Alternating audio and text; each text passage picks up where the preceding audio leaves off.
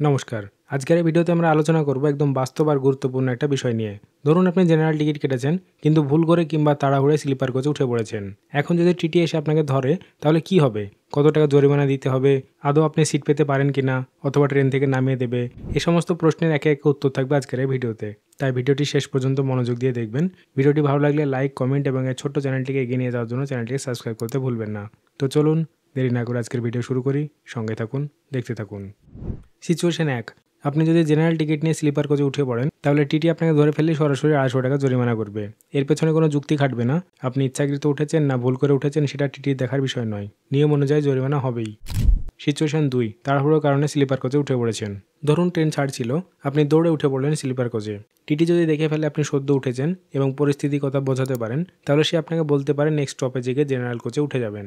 কিন্তু আপনি যদি অনেকটা পথ ইতিমধ্যে স্লিপার কোচে ভ্রমণ করে ফেলেছেন তাহলে কিন্তু টিটি খুব সহজে 250 টাকা জরিমানা কেটে নেবে।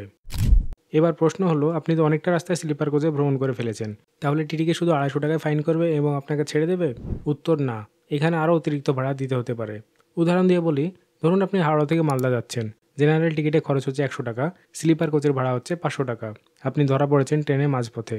এই অবস্থায় টিটি প্রথমে 250 টাকা ফাইন কেটে নেবে, তারপর আপনাকে সেই অতিরিক্ত ভাড়াও দিতে হবে। অর্থাৎ 500 টাকা মাইনাস 100 টাকা ইকুয়াল টু 400 টাকা। অর্থাৎ মোট আপনাকে 650 টাকা মানে 250 টাকা ফাইন এবং 400 টাকা এক্সট্রা ভাড়া দিতে হতে পারে। সিট ফাঁকা থাকলে কি হবে?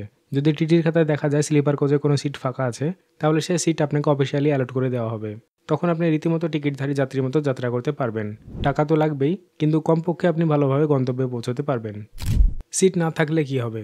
এই পরিস্থিতি সবচেয়ে বিপজ্জনক। যদি পুরো কোচ ভর্তি থাকে তাহলে টিটি ক্যালকুলেট করবে আপনি যেখান থেকে উঠেছেন সেখান থেকে ট্রেনের পরবর্তী স্টপেজ পর্যন্ত স্লিপার ক্লাসে ভাড়া কত হয়, সেই অনুযায়ী অ্যাডজাস্ট করে টাকা কেটে নেবে এবং আপনাকে মাঝপথেই নামিয়ে দেবে।